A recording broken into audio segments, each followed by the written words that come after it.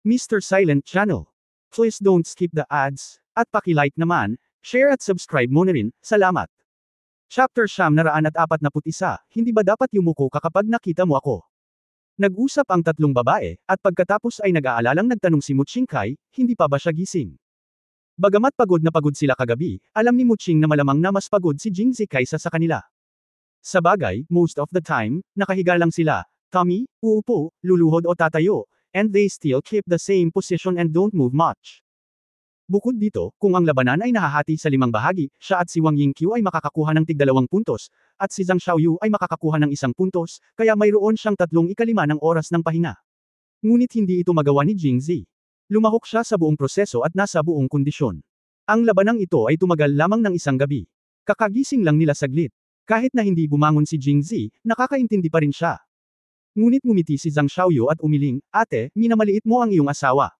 Bumangon ang asawa ko bago magising si Xiaoyu sa umaga. Maaga pa. Parehong nagulat sina Muching at Wang Yingqiu, at ang kanilang mga boses ay tila nababalisa. Tumingin si Muching Ren sa paligid at nagtanong, dahil gising na siya, bakit hindi niya nakita ang kanyang mga tao?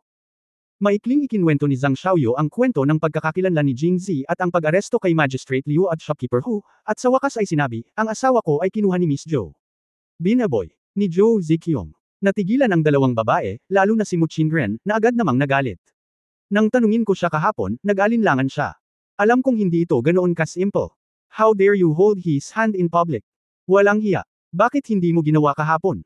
Ngayon alam ko ang kanyang pagkakakilanlan. At sinimulan ko siyang kaladkarin pauwi, hinahangaan ng vanity. Nang makita ang selos na tingin ni Muching Ren, hindi napigilan ni Zhang Xiaoyu na matawa, dahil kay Muching Ren, parang nakita niya ang taong kakatatag lang niya ng relasyon nila ni Jingzi. Nag-aalala tungkol sa mga pakinabang at pagkalugi. Understandable naman ang babaeng kaka-in-love lang. Kaya ngumiti siya at sinabing, ate, hindi na kailangang mag-alala. Sa totoo lang, wala. Nang marinig ito ni Muching Ren, lalo siyang nabalisa, Xiaoyu, dahil nasa tabi mo siya, kailangan mong alagaan siyang mabuti. Sino ang nakakaalam tungkol kay Zhou Ziqiong? May masamang intensyon ba si Anne? Sister, I guess not. Actually, ako ang nagudyok sa asawa ko na ituloy si Miss Zhou, dahil hindi lang maganda si Miss Zhou, but also has a good personality. After I saw her, I felt inexplicably. Siya ay bilang palakaibigan na parang noong nakilala niya ang kanyang 2 kapatid na babae. Ang pinakamahalaga ay si Miss Zhou. May mayaman na karanasan sa negosyo. Kung sasama siya sa asawa ko, malaki ang maitutulong niya sa hinaharap. Sa hindi inaasahang pagkakataon, lumabas na ang matchmaker na nagsama kina Zhou Ziqiong at Jingzi ay si Zhang Xiaoyu, na nagpapakita lamang na ang babaeng ito ay simple ang pag-iisip at wala man lang masamang intensyon. Xiaoyu, hindi ito maganda. Ate, anong silbi? Di ba sinubukan natin kagabi?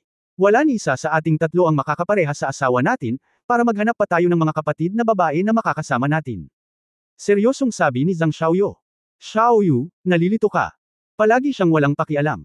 Kung babantayan natin siya ng mahigpit, baka may iuwi pa siya. Pero ngayon ikaw na ang magkusa para mangako, ilang tao ang magiging pamilya mo sa hinaharap. Ang galing niya, pero ilan na ba kaming magkakapatid ngayon?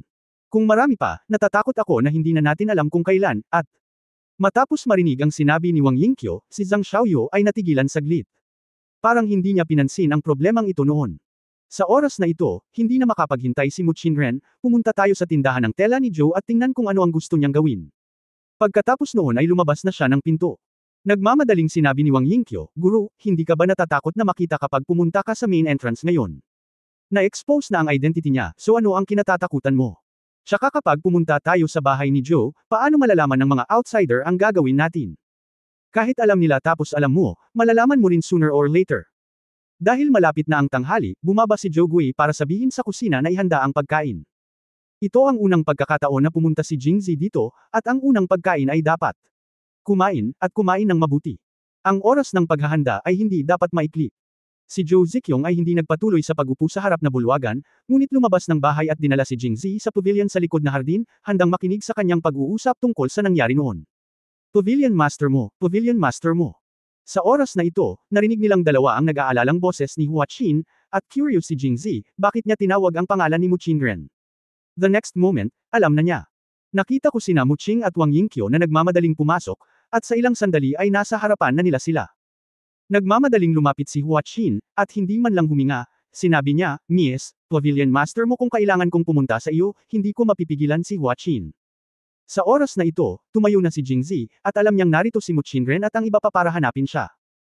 Tungkol naman kay Zhou Ziqiong, noong una ay nananatili pa rin ang kanyang pag-iisip sa orihinal na punto at gusto niyang tumayo, ngunit pagkatapos ay naisip niya, hindi, sa katayuan ko ngayon, bakit ako tatayo? Utang na lang niya sa katawan niya at agad na umupo ulit.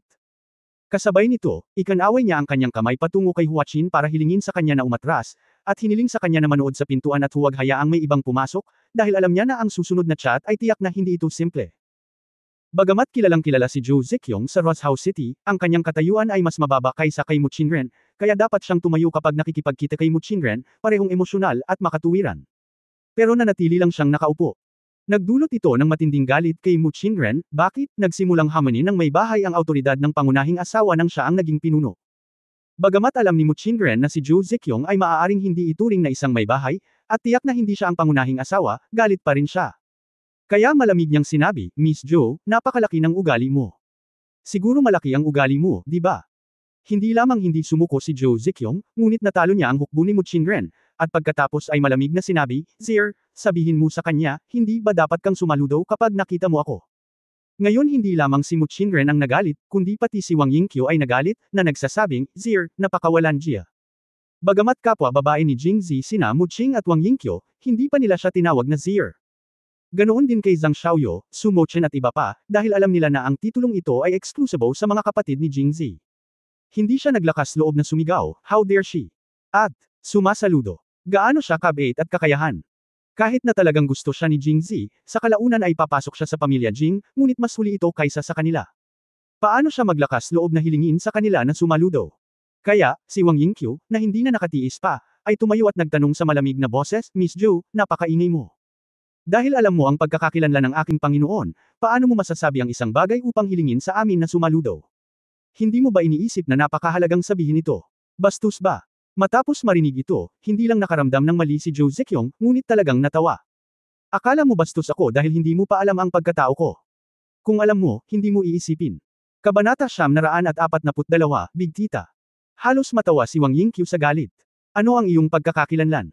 Hindi ba't ikaw ang helmsman ni Zhou Bufang at ang #1 businesswoman sa Angwo? Nako, muntik ko nang makalimutan, since she dares to challenge them in such a high-profile manner, she must think that she is already a Jingzi woman, right? Ayon sa sinabi ni Zhang Xiaoyo, ngayon pa lang ay naihayag na ni Jingzi ang kanyang pagkakakilanlan sa harap ng lahat sa Joxian Tower, kaya dapat malaman din ni Zhou Ziqiong na si Jingzi ang presidente ng Xing Erpan at siya lang ang iginagalang ni Emperor An, kaya pakiramdam niya ay tumaas na ang tubig para sa kanya, at siya rin si Xing Er. Ginangpin. Tila ang Zhou Ziqiong na ito ay sobrang namamaga. Not to mention na hindi pa sila pumayag na maging Jingzi woman siya, maging Jingzi man siya ngayon, ano? Siya ay nagsimula ng huli, kahit na siya ay naging babae ni Jingzi, kailangan pa rin niyang magalang na tawagin silang ate. How dare you shamelessly ask them to silot? Wishful thinking. Kaya napangisi si Wang Yingqiu, hindi namin talaga alam ang iyong pagkakakilanlan, at tiyak na hindi mo alam ang aming mga pagkakakilanlan. Oh, ano ang mga pagkakakilanlan mo? Hindi ba ikaw ang master ng Waxian Pavilion at ang master ng Waxian Garden? Bago pa makapagsalita si Wang Yingqiu, hindi na napigilan ni Mu Qinren at humakbang pasulong para hawakan ang braso ni Jingzi, kami pa rin ang kanyang mga babae. Sabi niya na may pagmamalaki sa mukha. Sa mga mata ng pangalawang anak na babae, kapag narinig ni Zhou Ziqiong ang balita, tiyak na magpapakita siya ng pagkabigla at pagkagulat, ngunit sa kabaligtaran, napangiti siya pagkatapos marinig ito. Dahil pareho kayong babae niya, kaya, silot. Tamad na sabi ng matandang Diyos na si Zhou Ziqiong, nakaupo sa bench na bato. Si Mu Qinren at Wang Yingqiu ay hindi lamang nagalit, ngunit nagulat din. Noong our true identity, hanggang ngayon laganap ka pa rin. Gusto mo pa bang pumasok sa pintuan ng pamilya Jing? This is not about first come, first served, no big or small, di ba? Kaya't malamig na sinabi ni Mu Qinren, kung ikaw ay ngayon, masasabi ko sa iyo na hanggat nandito ang aming master at apprentice, hindi ka na kailanman papasok sa gate ng pamilya Jing. Hindi ko kailangan kayong dalawa para pumasok sa gate ng pamilya Jing. Sumasang-ayon ako, alam mo ba kung bakit? Bakit? Dahil, nakapunta na ako sa Jing family, bakit kailangan kong pumasok ulit sa Jing family? Pagkatapos sabihin ito, tumawa si Zhou Ziqiong, hindi nakakalimutang mag-oo. Sinabi ni Jingzi, halika, Zir, sabihin sa kanila kung sino ako, at hayaan silang magpasya para sa kanilang sarili kung saludo ba sila sa akin o hindi. Si Jingzi, na tahimik sa lahat ng oras na ito, ay nagbigay ng mapait na ngiti at sinabi kina Mu Qing at Wang Yingqiu. Hindi mo ba alam na mayroon akong 7 kapatid na babae? Siya ang aking pang-anim na kapatid na babae. Oh, siya ay dapat na aming ika-6 na kapatid na babae. Pang-6 na kapatid na babae. Ang mga salitang ito ay parang bolt mula sa asol, at agad na natigilan sina Muching at Wang Yingqiu. Lalong lumakas ang ngiti ni Zhou Ziqiong, ngayon, sa tingin mo ba dapat mo akong saludo? Parehong nalulubog sa gulat sina Muching at Wang Yingqiu, at muling nagsalita si Zhou Ziqiong, kayong dalawa medyo mayabang kayo. Ito ang unang pagkakataon na magkita kayo ng biyenan ninyo. Gusto mo bang ako, ang panganay na kapatid na babae, ang unang sumaludo sa iyo? Sa sandaling lumabas ang mga salitang ito, sumagot kaagad sina Muching at Wang Yingqiu. Diyos, nagkatinginan sila, at si Wang Yingqiu ang unang nagsalita, bumubulong, ika-6 na kapatid na babae. Ibinaba ni Muching Ren ang kanyang ulo at bumulong, ika-6 na kapatid na babae. Kahit ano pa ang status niya, babaeng maganda sa labas, kaharap niya, pagdating sa kapamilya ng lalaking mahal mo, malamang na ganito ang ugali nila. Well, narinig ko ngayon lang na nag-uusap si Zier tungkol sa inyong dalawa. Lumabas siya ng Jingzhou at dumiretso sa Roshao noong ika-9 na araw ng Lunar New Year para lang gugulin ang ika-15 araw ng reunion sa inyo. Pero kahit ang kapatid ko ay nasa Roshao. Ewan ko, kung hindi ko lang naalala ang pangalan niya, baka hindi ko pa siya nakilala ngayon. Naiinggit ako sa inyong dalawa. Nang marinig ito ng dalawang babae, ibinaba nila ang kanilang mga ulo. Agad namang inayos ni Jingzi ang mga bagay-bagay at sinabing, Sixth Sister, hindi ba nangyari ito ng biglaan? Hindi ko alam na nasa Roshao na pala si Sixth Sister. Gayunpaman, salamat sa pagpunta sa Pavilion Master at may-ari ng hardin, kung hindi, hindi ko makikilala si Sixth Sister. Well, kailangan kong magpasalamat sa inyong magkapatid. Kung hindi dahil sa inyong dalawa, hindi ko makikita si Zier. Hindi. Si Muching Ren ay medyo napahiya, nakayuko pa rin ang kanyang ulo. Kung gaano siya kamayabang kanina, ngayon lang siya nahihiya. Sumunod, naging awkward ang atmosphere sa pavilion. Miss. Habang nag-iisip si Jingzi, nag-iisip kung paano lulutasin ang ganoong awkward na kapaligiran, ang boses ni Huachi na parang tunog ng kalikasan ay tumunog muli, sa dalawang magkasunod na beses. Nadama ni Jingzi na dapat niyang pasalamatan ang munting kasambahay na ito para sa pagligtas sa kanya mula sa apoy at tubig sa unang pagkakataon. Anong mali? Kanina lang dumating ang master at sinabing handa na ang pagkain. Hiniling niya ang dalaga at ang young master na pumunta sa front hall para kumain. Okay, naiintindihan ko, pumunta ka kaagad. Pagkatapos magsalita ni Zhou Ziqiong, tumingin siya kina Muching at Wang Yingqiu, at nakangiting nag-imbita, oras na ng hapunan. Ito ang unang pagkakataon mo sa bahay ng aking panganay na tiyahin, kaya mangyaring manatili at maghapunan ng magkasama. Talagang ayaw ni Muching Ren na manatili, dahil magpapatuloy ito sa kahihiyan, ngunit hindi niya naisip kung paano tatanggi. Sa kritikal na sandali, mas mabuti ang utak ni Wang Yingqiu, at agad niyang sinabi, Salamat Sixth Sister. Dahil ngayon ang ika-16 na araw, kailangan nating sambahin ang mga espiritu sa Waxian Pavilion. Kung wala ang aking amo, natatakot ako na mamiss ko ang malaking kaganapan, kaya't maaari ko lang tanggihan ang kabaitan ng Sixth Sister. Kung magkakaroon ako ng pagkakataon na mag-imbita ng ating Waxian Pavilion sa susunod, ituturing ito bilang paghingi ng tawad. Tama na. Tumango si Zhou Ziqiong at sinabing, kung gayon, panauhin nga ang iyong master. Dapat kang bumalik, manatili ka na lang.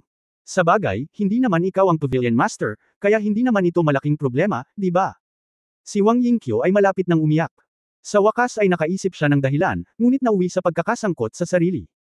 Kung nandito si Muching, kahit na pareho silang nanatili, kahit na awkward, may tutulong na ibahagi ang kalahati nito. Kung umalis si Muching, siya ay lubos na mapapahiya. 6 na kapatid na babae. Lahat ng nasa Waxian Pavilion ay dapat lumahok sa pag-aalay ng mga sakripisyo sa mga espiritu, kaya gusto rin ni Yingqiu na bumalik sa akin. Okay, wala nang ibang paraan. Sinabi ni Zhou Ziqiong na may kaunting panghihinayang, at pagkatapos ay tinanong si Muching Master at pinaalis siya ng apprentice mula sa pamilya Zhou. Paglabas ng bahay ni Zhou, gumaan ang pakiramdam ni Muching at Wang Yingqiu at tumingin sa isa't isa ng may mapang-asar ng ngiti. Sa hindi inaasahang pagkakataon, si Zhou Ziqiong pala ang kanyang ika-6 na kapatid na babae. Oo, buti na lang at wala kaming masyadong conflict sa kanya ngayon, kung hindi, nakakahiya naman sa kinabukasan. Hindi mo na kailangang gawin mamaya, nakakahiya na ngayon. Pagkaraan ng ilang sandali, nagngangalit si Muching Ren at sinabing, ngunit hindi ko kayang lunukan ang hiningang ito. Tingnan mo ang kanyang mapagmataas na hitsura. Kailangan mong lunukan ito kahit hindi mo kaya. Sino ang gumawa sa kanya ng ika-6 na kapatid na babae? Wang. Walang magawang sabi ni Yingqiu. Mayroon akong isang paraan upang lunukan ang hininga na ito. Nag-isip sandali si Muching Ren, at biglang nagningning ang kanyang mga mata. Chapter 943 Hindi mo pa nga tinatanong. Ang tanghalian ay talagang masagana. Habang kumakain, gustong makipag-inuman ni Zhou Gui kay Jingzi, ngunit tumanggi si Jingzi. Siyempre, hindi sinabi ni Jingzi na kailangan niyang gawin sa hapon dahil natatakot siyang hindi niya magawa pagkatapos uminom dahil hindi siya magaling uminom. Sa halip, sinabi niyang hindi maganda ang alak sa Roshow at hindi siya masanay. Nangako rin siya kay Joe Gui na sa loob ng ilang araw, ang mga dekalidad na espiritu ay mabibili na sa Roshow City. Sa oras na iyon, bibigyan niya si Joe Gui ng ilang garapon at pagkatapos ay maglalasing kasama si Joe Gui bago magpahinga. Hindi alam ni Joe Gaik na ang malakas na alak ay nasa mga lansangan sa Jingzhou. Naisip niya na ang alak ay maiinom lamang ng maharlikang pamilya, kaya pagkatapos marinig ang pangako ni Jingzi, sinabi niyang ito ay mabuti, ngunit hindi siya optimistiko tungkol dito sa kanyang puso. Inisip na lang niya na big words ang binata. Pagkatapos kumain, umalis si Jingzi sa bahay ni Joe. Sumunod, dumiretso siya sa himpilan ng gobernador. Si Yuli ay nagbigay ng malaking kahalagahan sa bagong bihag na magistrate na si Liu at shopkeeper Hu.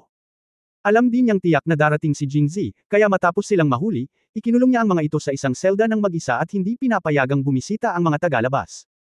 Manatili sa istasyon at hintayin dumating si Jingzi. Sure enough, tanghali pa lang, dumating na si Jingzi. Governor Yu, may nakapunta na ba dito? Nang makitang umiiling si Yuli, medyo na-curious si Jingzi. Naisip niya na tiyak na mawawala ng kalmado si Crown Prince Yu at masagasaan. Kung ganoon ay titingnan ko muna. Okay, President Jing, hayaan mo akong manguna. Dahil nakapasok na siya sa istasyon at may mga opisyal at sundalo sa paligid niya, naging opisyal muli ang titulo ni Yuli para kay Jingzi.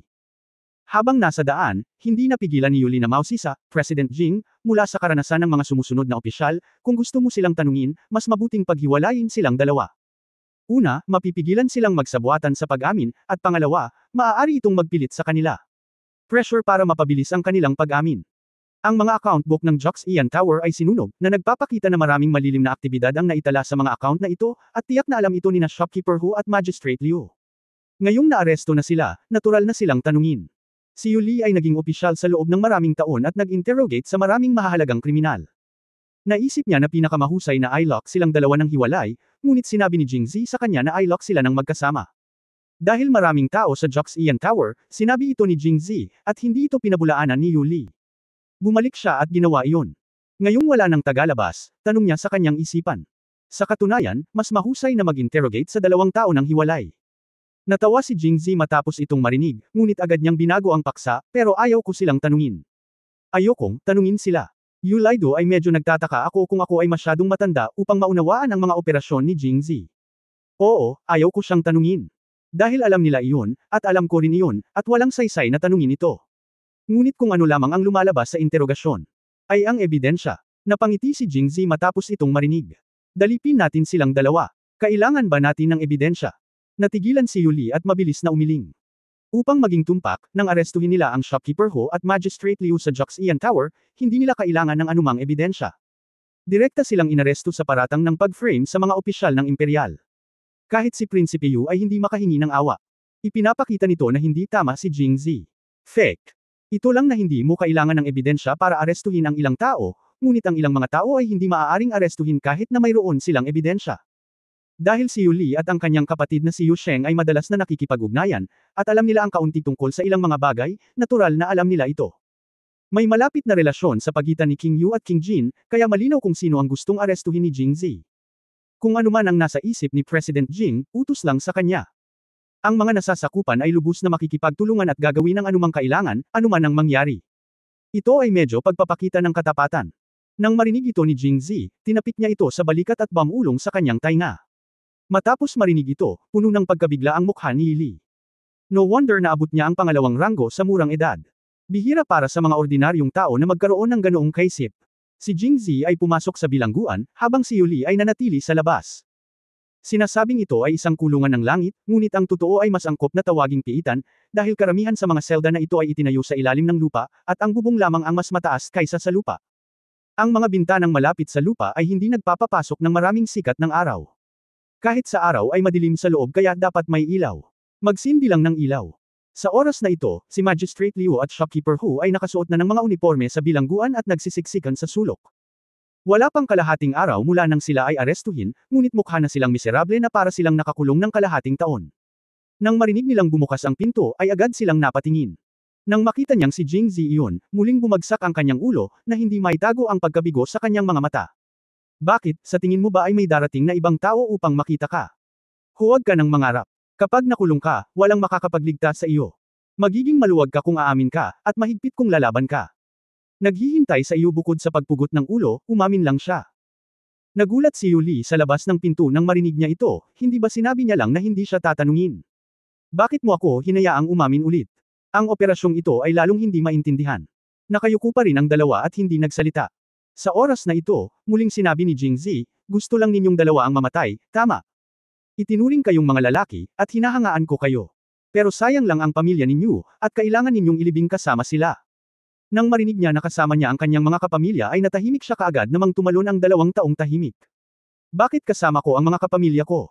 Kahit na tayo ay gumawa ng krimen, kasalanan natin ito, kaya ano ang gagawin natin sa kanila? Hindi nasisiyahang sabi ng dalawa.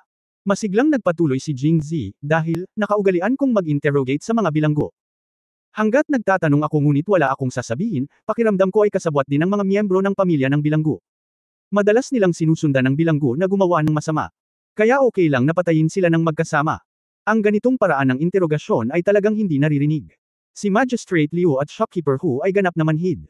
Nang mahuli silang dalawa, wala silang masyadong takot, dahil pakiramdam nila ay tiyak na ililigtas sila ni Prinsipe Yu. Bagamat hindi maliit ang opisyal na posisyon sa ikalawang baitang ni Jing Zijeng, hindi ito kasing husay ng koro ng prinsipe. Ngunit lumipas ang kalahating araw, at hindi nagpakita si Prince Yu, na nagbigay sa kanila ng ilang masamang premonitions. Bagamat hindi nag-usap ang dalawa, nagawa na nila ang pinakamasamang plano ang pugutan ng ulo. Siyempre, kapag namatay ang isang tao, 100 ang mawawala. Umaasa sila na matrato ng maayos ni Prinsipe Yu ang kanilang pamilya.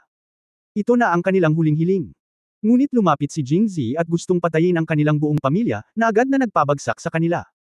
Si Magistrado Liu ay nagngangalit ang kanyang mga ngipin at sa wakas ay nagpasya na hindi niya papayagang mailibing ang kanyang pamilya kasama niya. Pagkatapos ay sinabi niya, hindi ba sinabi ni Pangulong Jing na ang mga bilanggo lamang na nagtatanong ngunit tumangging sabihin ang ililibing kasama ng kanilang mga pamilya? Oo, ikaw iyon. Halos umiyak ang tindera Hu, ngunit, hindi ka pa nagtatanong. Saglit na natigilan si Jingzi, hindi ba ako nagtanong? Nagmamadaling tumanggo ang dalawa sa pag-aakalang pinagbantaan mo kami simula nang pumasok ka sa bahay. Kailan mo tinanong? Hindi ko sasabihin sa'yo kung tatanungin pa kita. Hindi na ako magtatanong. Kabanata 944 na pagkakanulo. Si Magistrate Liu at Shopkeeper Hu ay ganap na manhid. Sino ito? Magkakaroon ba ng interogasyon? Paano magiging opisyal ang gayong tao? Paano mo malalaman na hindi namin sinasabi sa iyo nang hindi nagtatanong? Sa oras na ito, kahit na mayroong 10,000 damo at mga kabayong putik na tumatakbo sa kanilang mga puso, hinding-hindi sila mangangahas na makipag-usap pabalik kay Jingzi. May 2 mahinang katok sa pinto. Itinaas ni Jingzi ang kanyang ulo at sumulyap. Tumanggo si Yuli sa kanya. Naunawaan ni Jingzi at agad na tumayo para umalis. Nang makita ito, nagmamadaling sinabi ni Shopkeeper Hu, huwag mong banggitin, Presidente Jing, kailangan mong magtanong. Kung hindi mo itatanong, paano mo malalaman na hindi namin sasabihin? Si Magistrado Liu ay mas direkta at sumigaw ng malakas, sabi ko.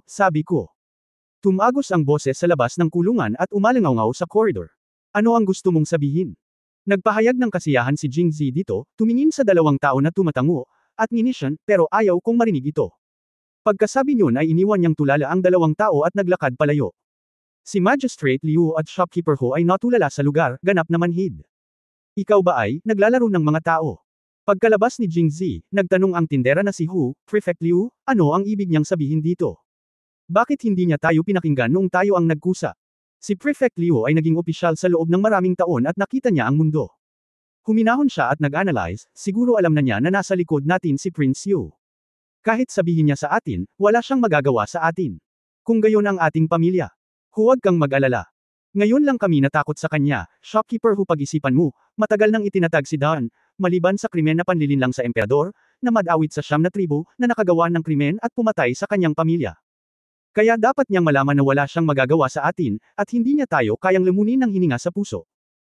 Matapos marinig ang pagsusuri ni Magistrate Liu, naramdaman ni Shopkeeper Hu na ito ay makatwiran, at pagkatapos ay sinabi sa takot, buti na lang at wala kaming sinabi, kung hindi, malalaman ng prinsipe na kami ay halos. Siya, stop saying this. Pagdating ng prinsipe, pipilitin namin na wala kaming sasabihin. Okay. Matapos ang maikling pag-uusap ay muling tumahimik ang dalawa. Pagkalabas ng pinto, lumabas sina Jingzi at Yuli mula sa koridor. President Jing, nasabi na ba nila? Malakas na sabi ni Yuli. Haha, masyadong duwag ang 2 taong ito. Sa sandaling tinakot ko sila, sinabi nila na lihim na nakikipagsabuatan sa kanila ang may-ari ng Kuja Cloth Shop at gustong ibagsak ang Joji Cloth Shop para mapalitan niya ito. Malakas din na sabi ni Jingzi. Pagkatapos ay hayaan mo akong pumasok at hilingin sa kanila na isulat ang katibayan at lagdaan ito, upang may padala natin ang mga tao upang hulihin si Ku. Hindi na kailangan. Ikanaway ni Jingzi ang kanyang kamay, palagi kong nararamdaman na dapat ay higit pa sa kanilang tatlo. Ang mga account book na nasunog ay tiyak na nagtala ng maraming maruruming impormasyon. Kapag naglaan ako ng oras upang tanungin sila sa susunod na mga araw, magagawa kong mag-interrogate sa maraming tao. Isusulat ko silang lahat sa oras na iyon at papapirmahin at pirmahan sila bago sila arestuhin. Casual sa mga araw na ito. Oo, Presidente Jing. Pagkatapos sabihin iyon, aalis na sana si Jingzi.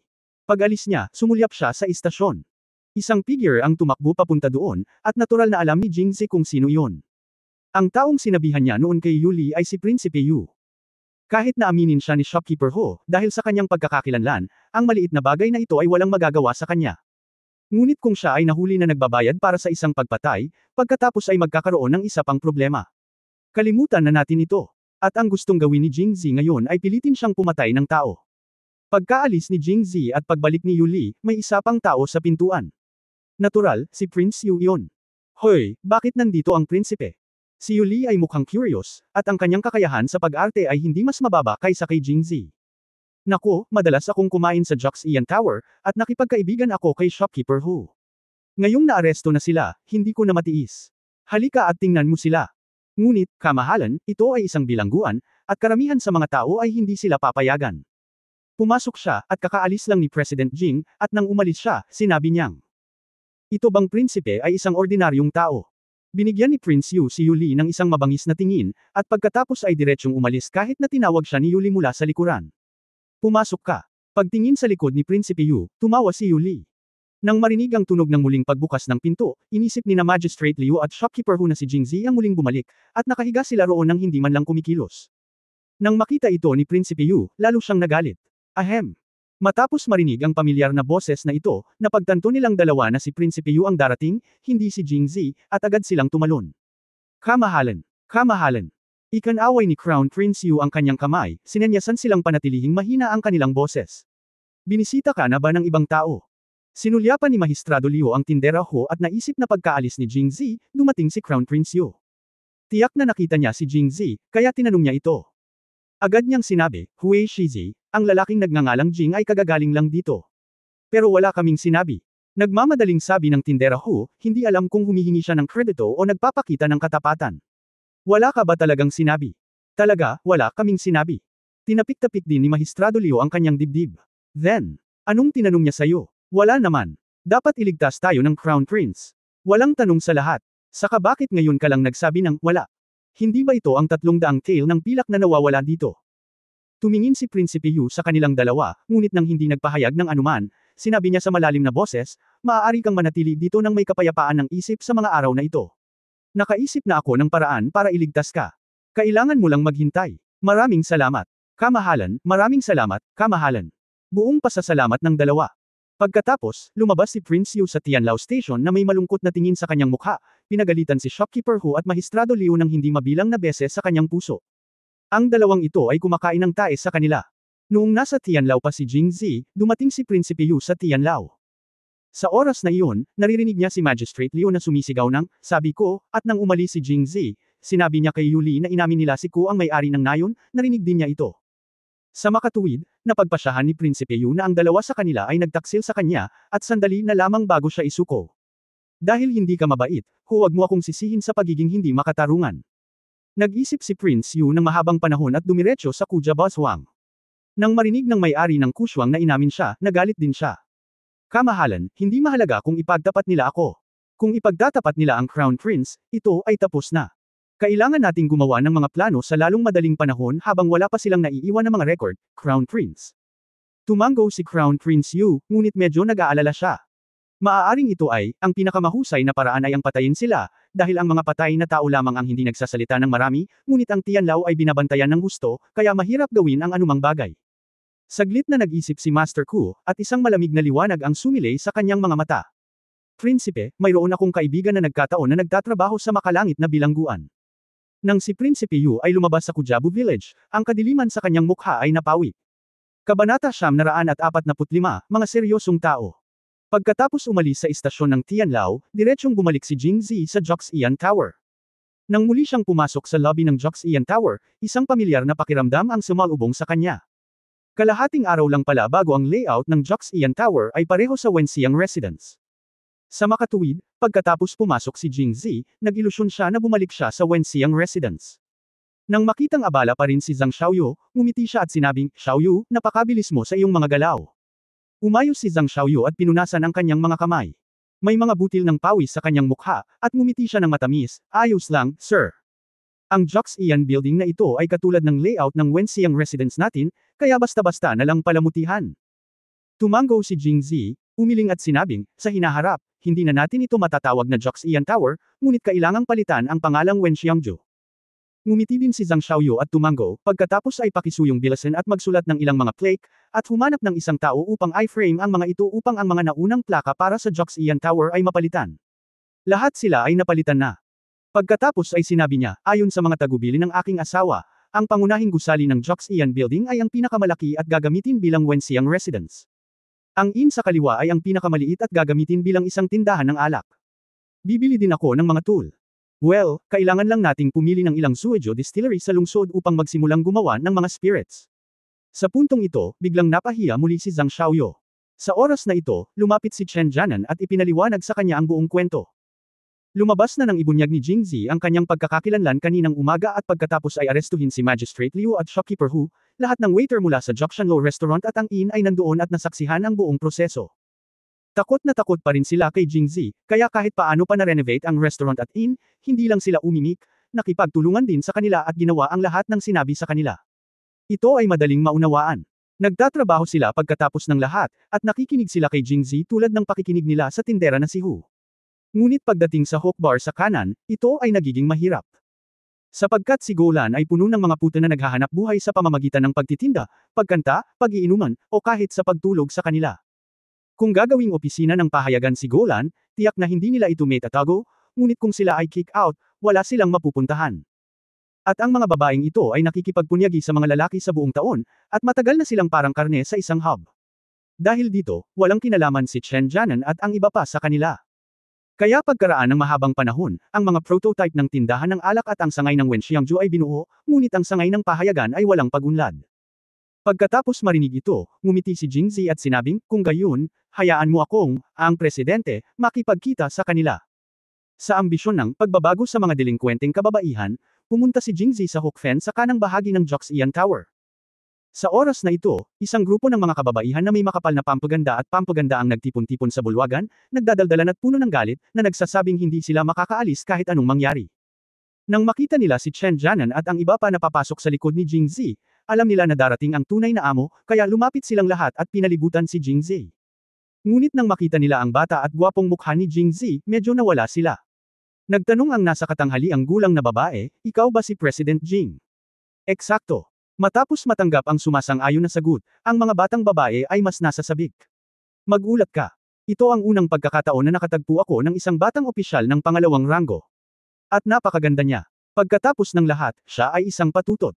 Sa susunod na sandali, lahat sila ay sumugod kay Jingzi at sinubukan ang kanilang makakaya na pasayahin ang binata at gwapong lalaki sa kanyang harapan at hayaan siyang kumain ng sarili niyang tofu. Siyempre, kapag ang isang lalaki ay higit na matalino at gwapo kaysa sa isang babae, at ang ganitong uri ng super friendship approach ay nangyayari, hindi ang lalaki ang kakain ng babae, ngunit ang babae ang kakain ng lalaki. Si Jingzi, na napakaraming magaganda at mabangong babae, ay hindi gustong kainin ng mga babaeng ito. Tumayo ang lahat.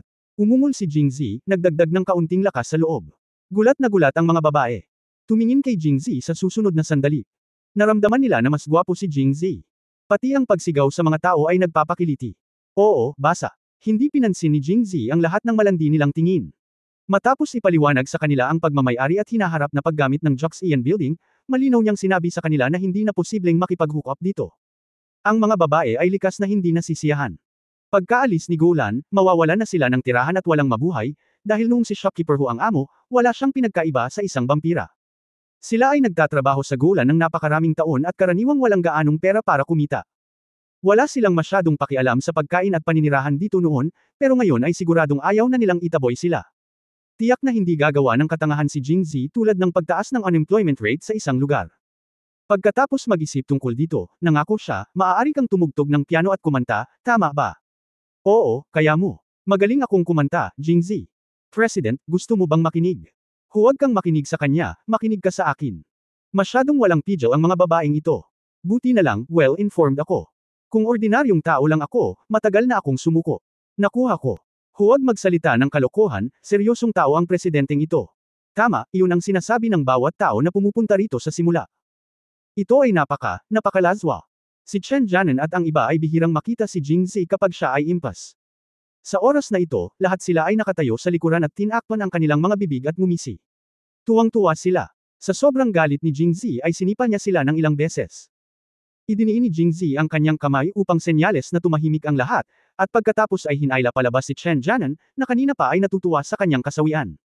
Editor Chen, halika at ipaliwanag sa lahat ang nilalaman ng aming pahayagan ng Dawn. Si Chen Jianan ay kumakain ng melon, ngunit siya ay hindi inaasahang nabunot ni Jingzi.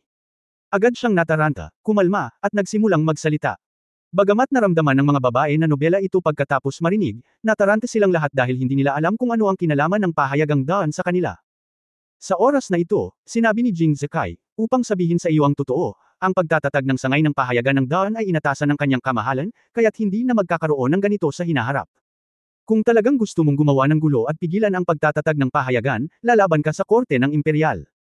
Kung lalaban ka sa kanyang kamahalan, maaari mong isipin ang mga kahihinatnan para sa iyong sarili. Sinabi niya ito upang walang alinlangan na bigyan ng pressure ang mga babaeng Feng Chen. Gaya ng inaasahan, pagkarinig nito ay natahimik silang lahat at napakunot ang noo. Halatang na pressure sila. Malaki. Tumango si Jingzi na may kasiyahan at nagpatuloy, kung sino man sa inyo ang gustong magpatuloy na maghanap buhay sa pamamagitan ng paggawa ng trabaho sa kawit, hindi kita pipigilan. Pagkatapos mong manatili sa Joxian Tower sa napakaraming taon, mabibigyan kita ng 10 tael ng pilak bawat tao, maaari ka na lang pumunta sa ibang lugar sa lungsod. Pagkasabi niyon ay nagkatitigan ang mga dalaga, ngunit walang lumapit para humingi ng 10 tael ng pilak. Kabanata 946 na pag-arte. Sa totoo lang, ang mga patutot na ito ay gumagawa ng flesh business sa Golan sa loob ng maraming taon. Kung tutusin, pagod na sila sa ganitong bagay. Kung mayroon silang iba pang mas mahusay na paraan upang maghanap buhay, maaaring hindi na nila ito pipiliin muli. Bagamat ang proseso ng paggawa ng pera ay isang uri ng kasiyahan para sa kanila halos lahat ng oras, hindi nila magagarantiya kung sino ang kanilang makikilala. Ayos lang kung may makasalubong silang binata, pero kung makatagpo sila ng ganoong klase ng kakaiba at baskasan na lalaki, kahit patayin nila ang ilaw, wala silang pakialam. Naghihirap din sila. Sa makatuwid, kung mababago nila ang kanilang buhay, lahat sila ay mananibik para dito, at sa pakikinig sa kung ano ang ibig sabihin ni Jingzi, halatang may higit pa rito. Nang makitang hindi sila humihingi ng pera, tumanggaw si Jingzi na may ngiti at nagpatuloy sa pagpapaliwanag sa susunod na plano. Dahil nagbubukas siya ng isang sangay, hindi nilayo ni Jingzi na kopyahin ang pahayagan ng Dawn ng paisa-isa, ngunit nais niyang gumawa ng ilang mga inobasyon. Sa Jingzhou, para sa karamihan ng mga taong hindi marunong bumasa at sumulat, ang mga mananalaysay ni Wen Xiang Julie ay maaaring matugunan ang kanilang mga pangangailangan para sa mga pahayagan. Ngunit sa Roshow, plano ni Jingzi na panatilihin ang bahagi ng mga nagkukwento at gawing teatro ang kabilang bahagi. Pagkukwento. Acting. Hindi natin kaya. Talagang narinig ng mga babae ang pagkukwento. Kahit na hindi pa nila ito nagawa, handa pa rin silang subukan ito para mabuhay. Ngunit kung tungkol sa pag-arte, ito ay talagang hindi naririnig. Hindi pa rin sila mapalagay tungkol sa isang nobelang bagay. Nakangiting sabi ni Jingzi, magiging okay ka, matututo ka. Siyempre, hindi mo kailangang magdesisyon ng ganoon kaga. Dinala ko lang ang mga naunang pahayagan ng The Newspaper. Maaari kang tumingin. Pangunahing pinag-uusapan ng pagkukwento ang tungkol sa mga katotohanan, buhay at iba pang mga seksyon. Ang nilalaman, kung tungkol sa pag-arte, ay pagsasadula lamang ng iba't ibang nobela at kwento sa sektor ng entertainment. Sa ngayon, ang kwento ng Red Chamber lang ang medyo kumpleto sa mga nobela sa ating mga pahayagan, at karamihan sa mga tauhan sa kwentong ito ay mga babae. Ito ay angkop para sa iyo. Basahin muna ang kwento, at pagkatapos ay sabihin sa akin kung ito ay nababagay sa iyo. Nang lumabas siya sa pagkakataong ito, nagdala si Jingzi ng ilang kopya ng mga nakaraang isyu ng The Newspaper, at pagkatapos ay hiniling kay Chen Jianan na kumuha ng isa para mabasa ng mga babaeng ito. Natural kailangan kong maghintay na mabasa nila ito bago magbigay ng aking opinyon. Habang binabasa nila ang kwento, hiniling ni Jingzi kay Chen Jianan na ayusin ang lakas tao at simulan ang paglipat ng mga kagamitan sa pag-imprenta sa loob. Mabilis na nakisawsaw ang mga babae sa kwento ng Red Mansions at walang pagtutol. Nang makita ito ni Chen Jianan, hinangaan niya si Jingzi. Napakahirap na sitwasyon para sa kanila, ngunit lumapit si Jingzi at nilutos ito sa ilang salita. At hanggat lahat ng bagay mula sa opisina ng pahayagan ay nakaayos, sumang-ayon man ang mga babaeng ito o hindi, ang mga kondisyon na kanyang iminungkahi ay walang pakinabang, kaya kailangan niyang humanga sa mga pamamaraan ni Jingzi. Hindi nagtagal at ganap na nabuksan ang bulwagan sa unang palapag ng Golan ayon sa layout ng The Newspaper Office. Gayunpaman, may isang malaking entablado sa gitna ng bulwagan na wala pa ring laman. Ayon sa intensyon ni Jingzi, ito ay gagamitin bilang isang entablado sa teatro. Sa pag-arte, kayang-kaya ng lahat ng artista. Matapos ayusin ang lahat ng ito, bumalik si Jingzi sa pangunahing gusali. Natagpuan na ni Zhang Xiaoyu ang mga plaque, at ang panulat at mga batong tinta ay handa na. Matapos dumating si Jingzi, sumulat siya ng 3 beses na magkasunod, at natapos ang mga plaque para sa Wenxiangju, The Newspaper Office at Zhangja Winery. Bago isulat ang Zhangja Winery, gusto rin ni Zhang Xiaoyu na palitan ang Jingzi sa Jingja Winery, dahil naging miyembro na siya ng pamilya ni Jing, at ang winery ay magiging kanya rin sa madaling panahon, kaya mas mabuting tawagin itong Jingja Winery. Ngunit tumanggi si Jingzi. Napakataas na ng opisyal na posisyon niya ngayon. Kung papalitan niya ang Zhangja Winery sa Jingja Winery, ito ay magiging masyadong high profile at hindi maiiwasang mabot-icode siya. Hindi na nagpumilit si Zhang Xiaoyu. Pagkatapos ng isang abalang araw, sa gabi, bilang karagdagan sa sangay ng pahayagan ng daan, ang Wenxiang Residence at ang wine shop ay nakumpleto ang kanilang mga prototype. Ayon sa plano ni Jingzi, matapos ma-frame at mabitin ang plaque, inimbitahan si Yuli at iba pang kilalang tao sa Rosehouse City. Ang isang ribbon cutting ceremony ay gaganapin kasama ang mga character, at pagkatapos ay maaaring isagawa ang normal na operasyon. Dumating din ang balita mula sa kapitbahay na ang mga patutot na iyon ay agad na naakit sa kwento ng Red Mansion matapos itong basahin, at nahati rin sila sa iba't ibang partido, kabilang ang Dai Yu Party, Baochai Party, Zaifeng Party, at maging ang Jialian Party. Kaya bago pa man sila magsimulang kumilos, ang mga babaeng ito ay pumili ng mga tungkulin ayon sa kanilang mga kagustuhan, at ang susunod na hakbang ay ang pag-eensayo. Tuwang-tuwa si Jingzi matapos itong marinig, at agad na inayos, kung gayon, walang kailangang gawin kamakailan si Chief Editor Chen. Tutuon siya sa panunood sa kanilang pag-eensayo at susubukang ayusin ang isang dula sa isang araw o dalawa. Natigilan si Chen Jianan. Maya-maya, awkwardly pa rin siyang ngumiti at sinabing, President, hindi pa ako nakakagawa ng rehearsal at acting na ito dati, wala akong karanasan. Natatakot ako na hindi ko magawa ito ng maayos, kung hindi. Sa tingin mo, okay lang bang magpalit sa iba?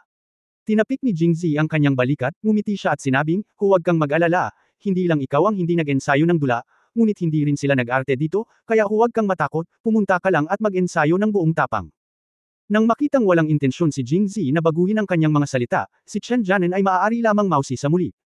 Tanong niya, Presidente, sa katunayan, ayon sa aming modelo sa Jingzhou, nag-iimprento lang kami ng mga pahayagan at direktang ipinamamahagi ang mga ito. Bakit kailangan nating kumilos? Hindi ba ito kailangan? Iba ito. Umiling si Jingzi. Sikat na sikat ang pangalan ko bago pa mailathala ang pahayagan sa Jingzhou, at sa pagdagdag ng aking mga tula, naging instant hit ang pahayagan. Pero iba sa Rosehouse. Hindi gaanong nakikinig dito. Mahirap pukawin ang kanilang curiosity sa pamamagitan ng pag-imprenta ng isang issue lang ng isang pahayagan nang hindi binabanggit ang aking pangalan, lalo pa ang aking mga tula. Bukod dito, kumpara sa Jingzhou, ang mga tao sa Rosehouse ay hindi gaanong pinag-aralan at may mas mababang antas ng literacy. Walang alinlangan na mas mababa ito, kaya mas mababa pa ang posibilidad na makabili sila ng mga pahayagan. Kung maglalathala tayo ng mga pahayagan pagdating natin, maaaring hindi tayo makapagbenta ng ilang kopya. Ang Rosehouse ang unang stop para magbukas kami ng branch. Kung mangyayari ito, ito ay lubos na makakaapekto sa ating moral at magiging lubhang nakapipinsala sa pagbubukas ng mga sangay sa ibang mga lugar. Sa makatuwid, kailangan nating gumawa ng iba't ibang mga plano batay sa mga lokal na kondisyon. Sa pagkakaalam ko, mas maganda ang Golan sa Joxian Tower kaysa ibang Yanliu places sa Rosehouse City. Ito ay medyo high-end, kaya hindi lahat ng lalaki sa Rosehouse City ay nakapunta dito at nakita ang mga babae dito. Ngayon, ang mga babaeng ito ay biglang sumulpot at nagkukwento at kumikilos. Ano sa tingin mo ang magiging reaksyon nila? Dapat akong pumunta at tingnan. Oo. Sa kanilang pag-usisa at pag-akit sa kanilang lahat, kung mas kaakit-akit ang eksenang i-rehearse natin, mas magiging maganda ito, at hindi na natin kailangang mag-alala na buksan ang sitwasyon. Matapos marinig ang mga salita ni Jingzi, inalis din ni Chen Jianan ang kanyang mga naunang iniisip at naging solemn na ang kanyang ekspresyon. Okay, President, huwag kang mag-alala, kung mag-o-overtime ka sa mga araw na ito, papanoorin ko silang gumanap ng palabas. Tinapik siya ni Jingzi sa balikat para ipakita ang lakas ng loob. Gabi na, katulad kahapon, kinuha ni Jingzi si Zhang Xiaoyu at naglakad patungo sa Waxian Pavilion. Kabanata 447. Dahil huli na ang lahat kahapon at natatakot siyang ma-expose, si Jingzi ay laging kumikilos ng palihim kung dumating man siya o umalis. Ngunit ngayon ay iba. Dinala ni Jingzi si Zhang Xiaoyu at nagyabang sa pangunahing pasukan ng Wuxian Pavilion. MS Sir, dumaan tayo sa main entrance.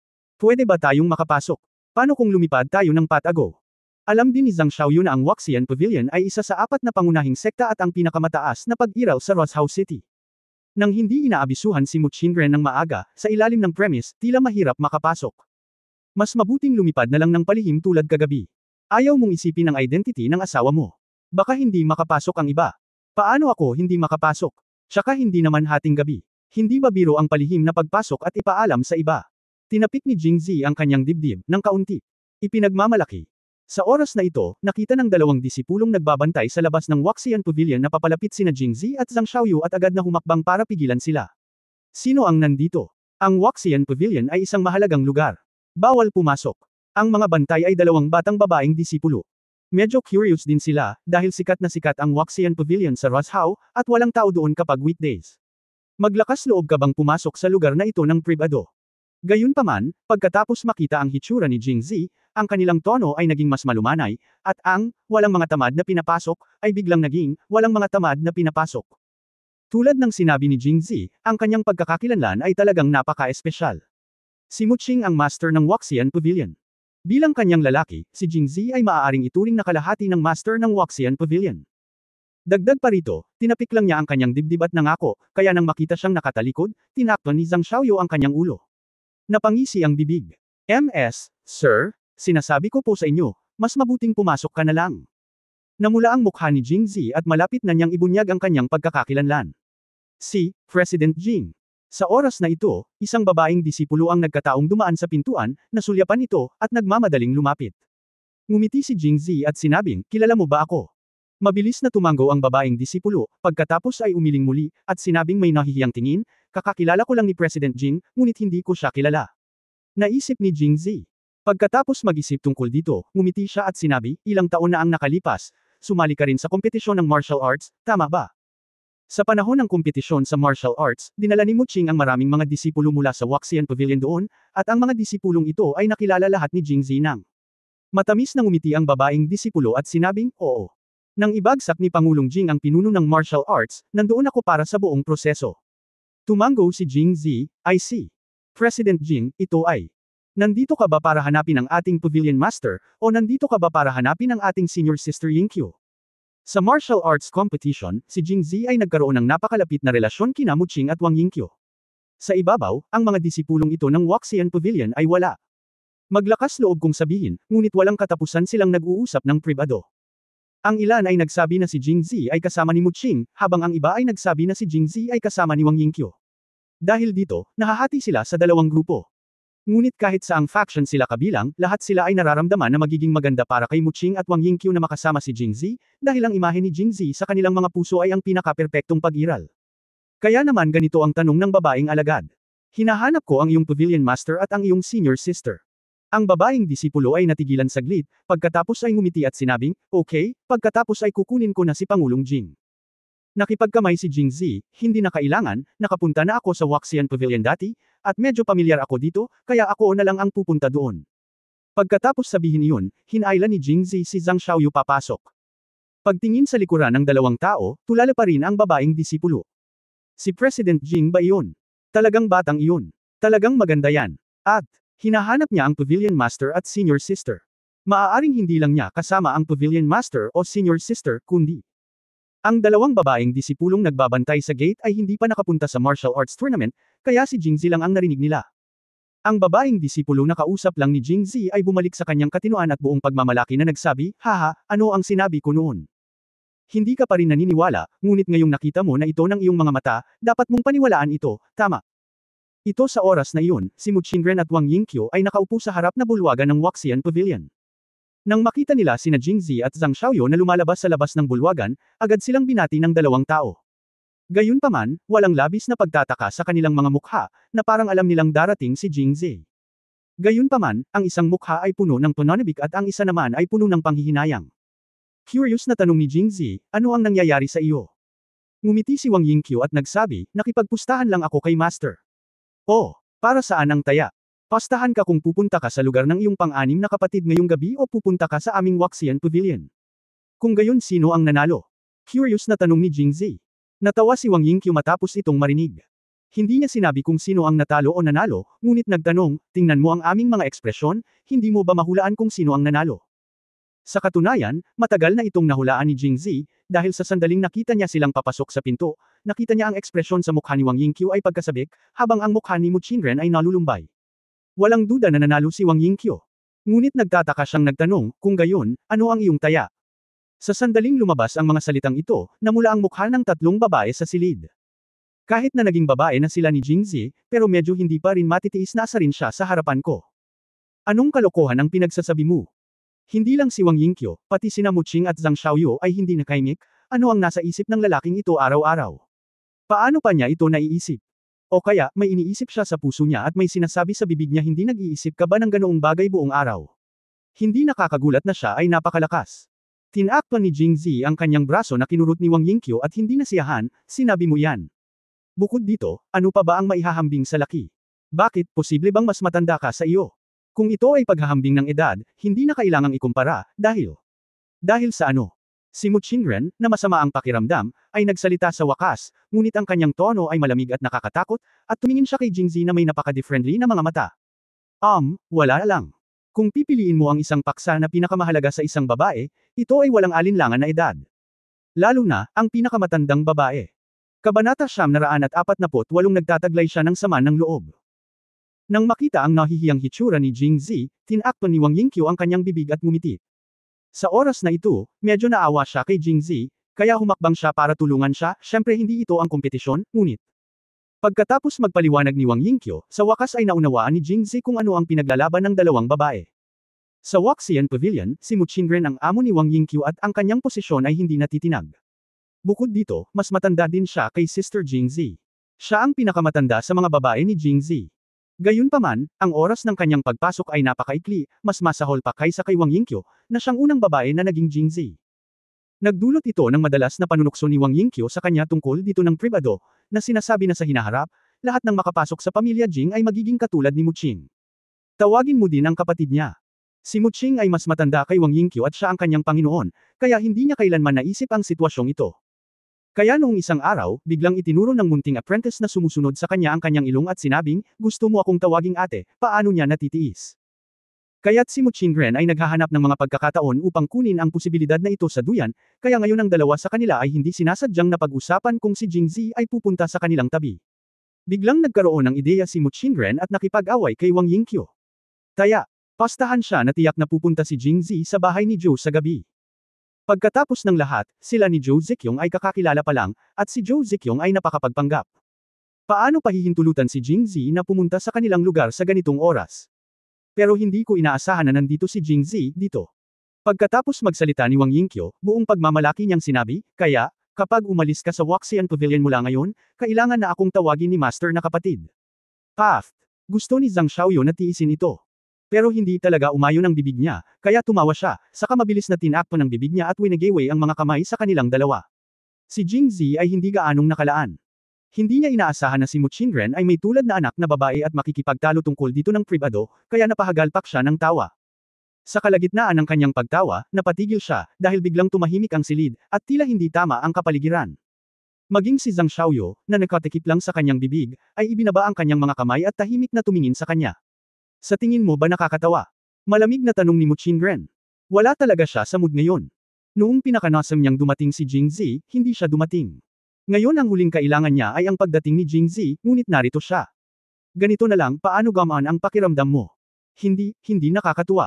Napakamot ng ulo si Jingzi sa kahihiyan. Sa oras na ito, hindi ganoon kalakas ang kanyang ulo.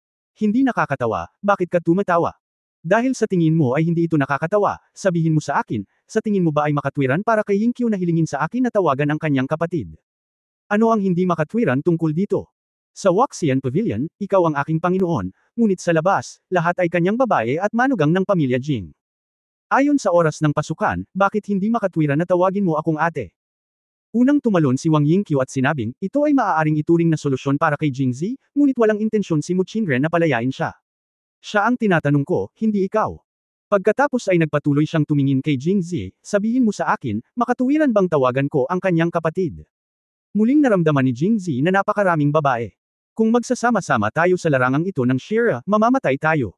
Makatwiran o hindi makatwiran, iyon ay isang mahirap na tanong. Nang si Jingzi ay nahihirapan sa buhay at kamatayan, ang babaeng disipulo na nagbabantay sa pinto ay biglang tumakbo. Pavilion Master, may pinadala si Miss Zhou mula sa Jojia Bufang. Matapos marinig ang Miss Zhou, naramdaman ni Muqing at Wang Yingqiu na para silang kaharap ng isang mabigat na kalaban at ibinalik ang lahat ng itinanong nila kay Jingzi. Nakahinga ito ng maluwag kay Jingzi, lihim na sinabi na sa kritikal na sandali, maaasahan pa rin ang magkapatid na babae. Nasaan ang mga tao? Tanong ni Muqing Ren. Wala na. Wala na. Nagulat na sabi ni Muqing Ren at Wang Yingqiu. Kung gayon, ano ang sinabi niya? Oo, sinabi niya na pumunta siya dito para imbitahan ang Pavilion Master at Senior Sister sa bahay ni Zhou para sa hapunan, at sinabing.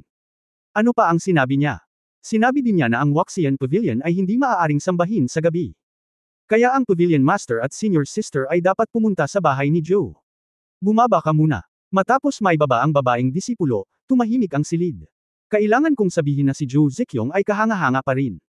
Hiniling niya kina Muqing at Wang Yingqiu na pumunta para imbitahan sina Muqing at Wang Yingqiu sa hapunan, ngunit hiniling lamang niya sa kanila na dalhin ang mga salita sa pintuan at pagkatapos ay bumalik, na hindi nag-iiwan sa kanila ng pagkakataong tumanggi. Sinabi rin niya na hindi sila maaaring sumambas sa gabi. Naputol din ang daan.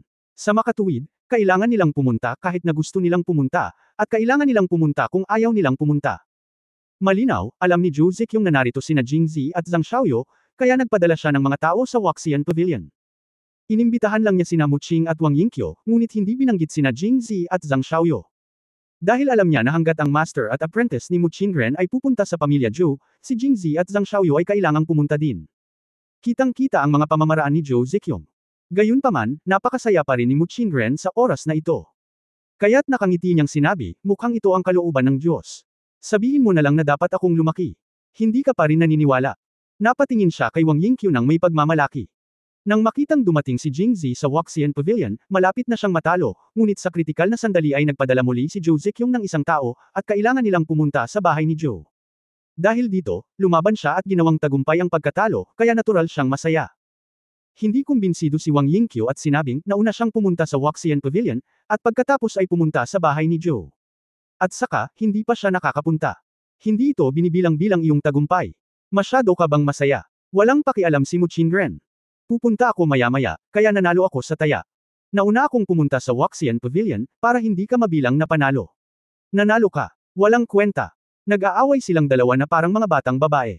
Kadalasan ay nagtatalo sila ng mahabang panahon, pagkatapos ay biglang huminto at sabihin sa isang tahimik na pag-unawa, isang draw. Okay, kahit na draw. Pareho silang malapit ng manalo sa isang pagkakataon at malapit ng matalo ng sabay-sabay, kaya katanggap-tanggap pa rin sa kanila ang resulta ng tabla.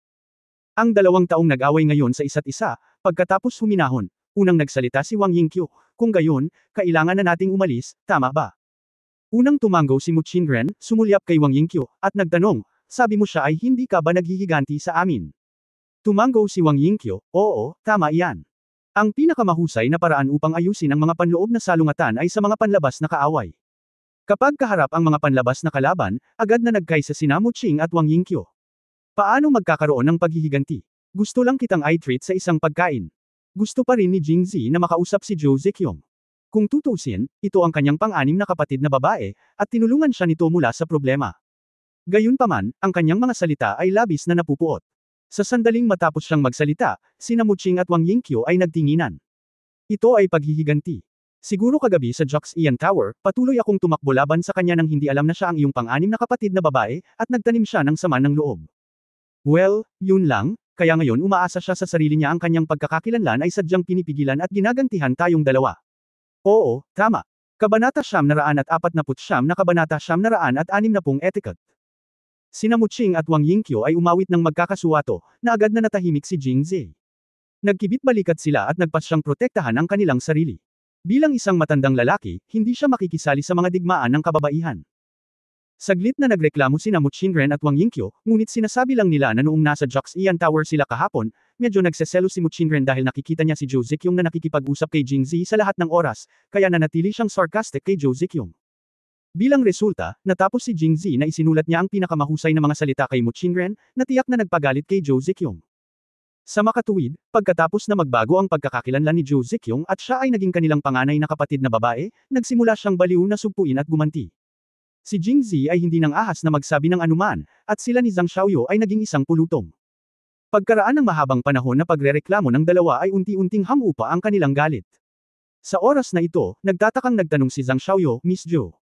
Siya ba ang ika-6 na kapatid na babae? Nang magkakilala sina Jingzi at Zhou Ziqiong sa umaga, natutulog pa rin si Zhang Xiaoyu sa itaas. Nang bumalik si Jingzi sa Joxian Tower, siya rin bago ako magkaroon ng oras na sabihin sa kanya, abala ako sa pagharap sa mga walang kabuluhang bagay sa gusali, kaya nang magsimulang mag-usap si Master Mu Qinren at ang kanyang mga disipulo, kumain lang si Zhang Xiaoyu, at naramdaman niyang may mali. Matapos marinig ang kanyang tanong, nakangiting nagpaliwanag si Jingzi, bueno, ngayong umaga ko lang nalaman na siya ang pang-6 kong kapatid na babae. Tumango si Zhang Xiaoyu, at ang kanyang ekspresyon ay nagbago mula sa pagkagulat noong una hanggang sa kaluwagan ngayon. No wonder. Nang makita ko si Zhou Ziqiong, naramdaman kong pamilyar at magiliw ako. Pang-6 na kapatid ko na pala. Mukhang tumpak din ang kanyang intuit ayon. Matapos malaman ang tunay na pagkakakilanlan ni Zhou Ziqiong, mas kalmado ang pakiramdam ni Zhang Xiaoyu kaysa kina Mu Qing at Wang Yingqiu. Nakatingin sa langit sa labas, hindi nakalimutan ni Jingzi na paalalahanan, pupunta ka ba o hindi? Kung hindi ka pupunta, huli na ang lahat at hindi ka makakapunta kung gusto mo. Si Mu Qing at Wang Yingqiu ay ganito. Kakagising lang. Go, bakit hindi ka pumunta? Nako, gabi na, bakit hindi mo ako pinaalala kanina? Kahit anong reklamo nila kay Zhou Ziqiong, natatakot pa rin ang bagong manugang sa kanyang panganay na kapatid, kaya dali-dali siyang pumunta kay Zhou Ziqiong. Magmadaling umuwi.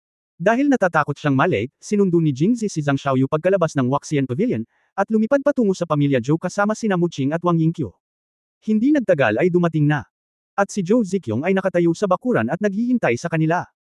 Sixth sister, nandito na tayo. Nakangiting sabi ni Jingzi. 6 na kapatid na babae. Mabilis ding sumigaw sina Mu Qing at Wang Yingqiu. Pagkatapos ng lahat, nakilala nila si Zhou Ziqiong sa umaga at alam ang pagkakakilanlan ng isa't isa. Natatakot sila na kung tumawag sila ng huli, si Zhou Ziqiong ay muling maghanap ng mali. 6, ika-6 na kapatid na babae. Narinig ni Zhang Xiaoyu ang tungkol sa tunay na pagkakakilanlan ni Zhou Ziqiong sa Waxian Pavilion. Bagamat tinanggap na niya, medyo naguluhan pa rin siya nang muli silang magkita. Tumango si Zhou Ziqiong pagkatapos marinig ito, pagkatapos ay lumakad at hinawakan ang kamay ni Zhang Xiaoyu na mingiti. Sabihin ko lang, sa unang pagkakataon na nakita ko si Xiaoyu, naramdaman ko ang pagiging palakaibigan. Iisang pamilya pala kami ni Xiaoyu. Nang makita si Zhou Ziqiong na napakalapit kay Zhang Xiaoyu, kapwa nakaramdam ng inggit sina Mu Qing at Wang Yingqiu nang walang dahilan. Sa oras na ito, kinuha ni Zhou Ziqiong si Zhang Xiaoyu, winalis ang mga walang laman na kamay ni Mu Qing at Wang Yingqiu, pinulupot ang kanyang mga labi, at sinabing, sinasabi ko lang kay Zier, lahat tayo ay isang pamilya, welcome ka, hindi mo kailangang magdala ng anumang bagay kapag umuwi ka. Si Mu Qing at Wang Yingqiu ay hindi mga tanga. Halos ituro ni Zhou Ziqiong ang kanilang mga ulo at sinabing, wala kang dala, at hindi ka nagpakita ng anumang kagandahang asal. Bigla siyang nakaramdam ng sobrang hiya. Makatwiran si Mu Qinren. Dahil siya ay nasa Waxian Pavilion sa buong taon at kakaunti ang pakikipag-ugnayan sa mortal na mundo, wala siyang masyadong alam tungkol sa mga bagay na ito. Ngunit iba si Wang Yingqiu. Alam na alam niya ang mga tuntuning ito. First time niyang mag-guest sa bahay ng lalaki, kaya dapat pa rin niyang bilhin ang mga ito. Magdala ng ilang bagay. Ngunit sa pagkakataong ito ay talagang isang espesyal na sitwasyon. Dahil nag-aksaya sila ng ilang oras sa Waxian Pavilion at natatakot na malate, lumipad sila hanggang dito at tuluyang nakalimutang bumili ng kahit ano. Sa makatuwid, sa pagkakataong ito ay talagang ang kanilang kawalan ng kagandahang asal.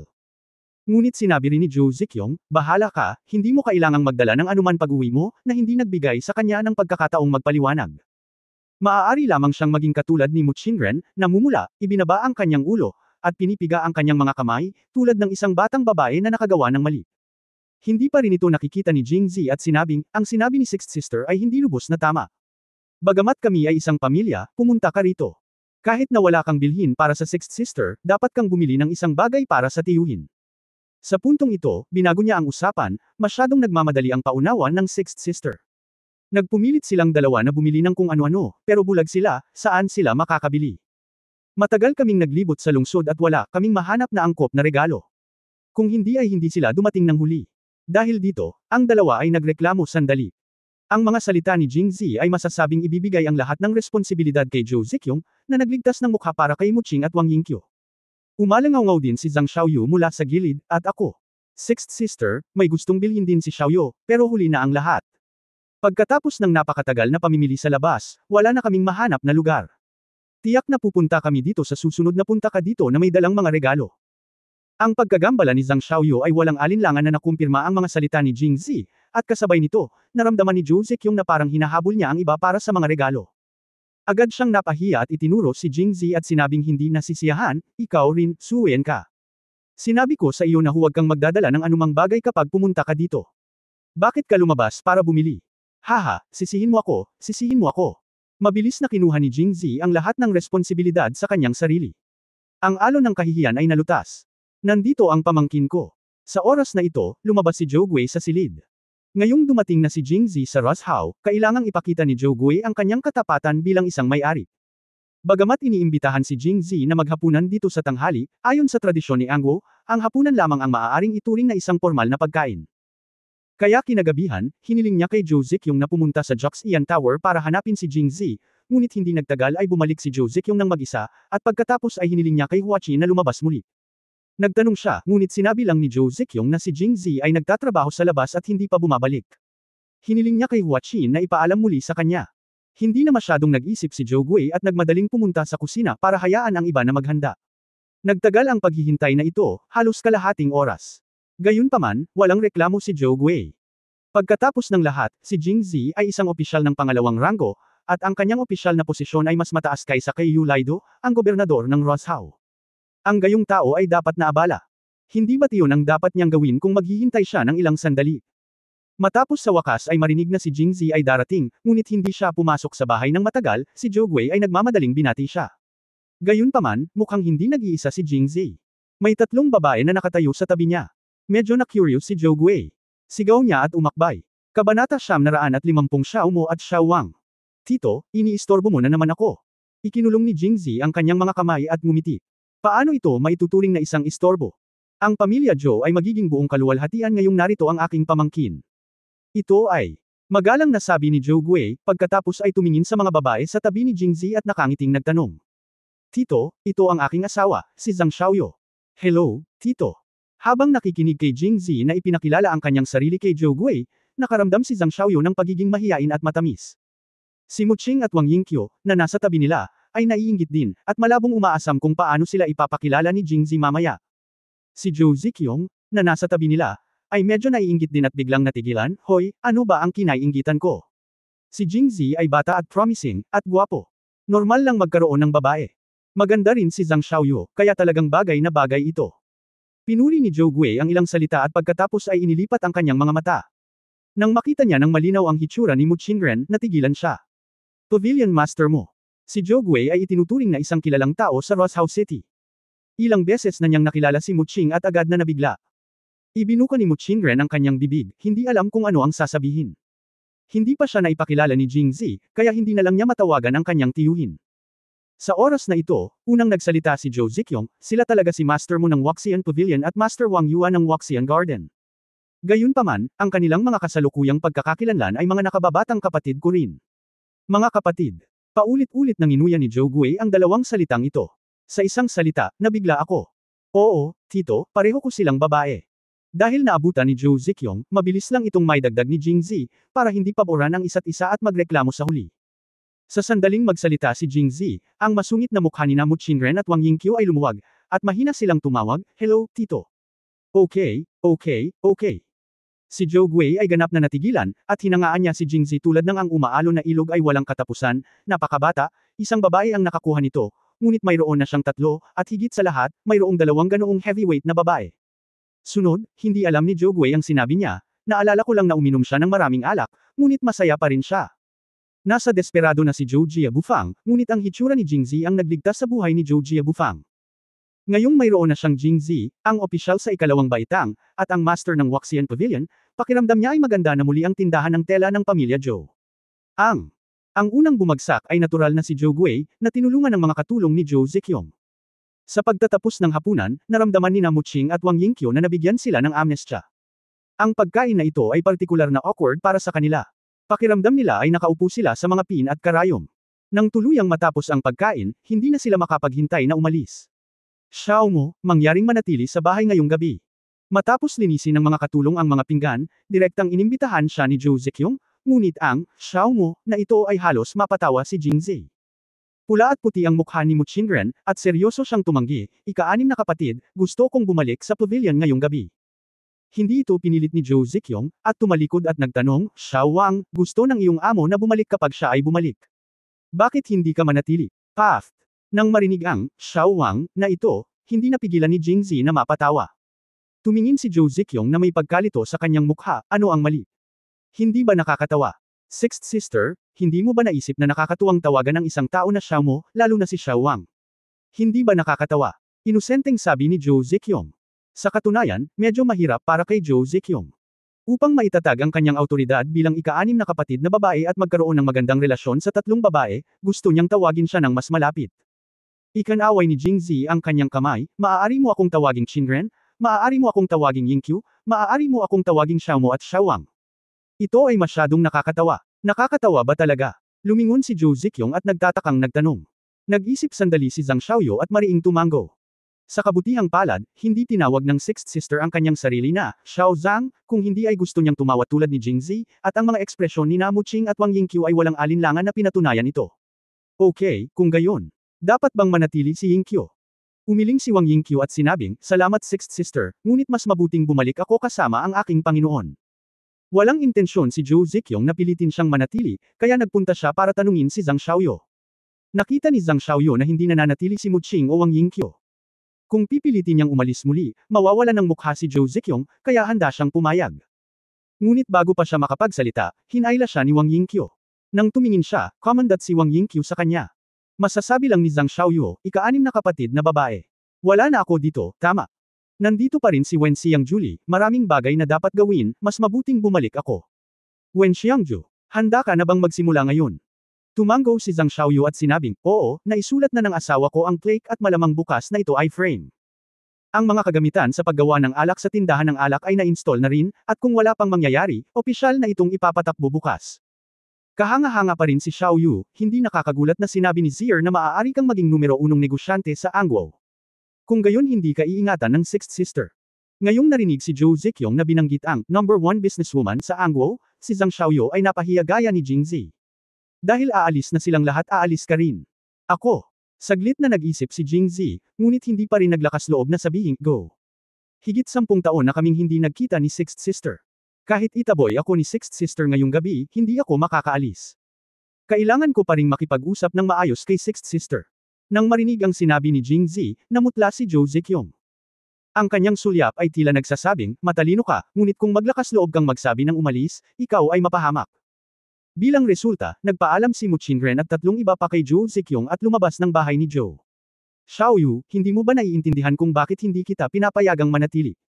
Tanong ni Wang Yingqiu habang naglalakad sa kalsada, hawak ang braso ni Zhang Xiaoyu.